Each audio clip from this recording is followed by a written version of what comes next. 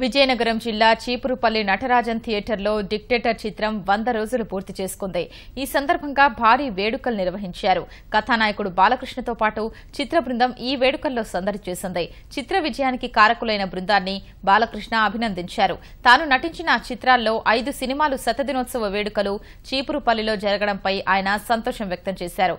అంతకుముందు భారీ ర్యాలీతో బాలకృష్ణకు అభిమానులు స్వాగతం పలికారు.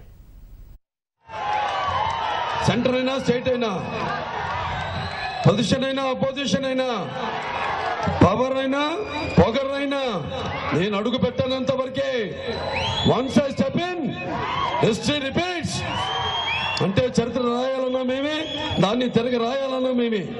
నందమూరి తారక రామారావు గారు సో ఆయన బిడ్డగా మరి 43 సంవత్సరాలైంది నేను మొదటి సినిమా నేను చేసి తాతమ్మ గల నా యొక్క ఈ నుదుటి మీద నట తిలకం దిద్ది మరి 43 సంవత్సరాలుగా చలనచిత్ర ఈ యొక్క ప్రయాణంలో మరి ఎన్నో విజయాలు చూశాను.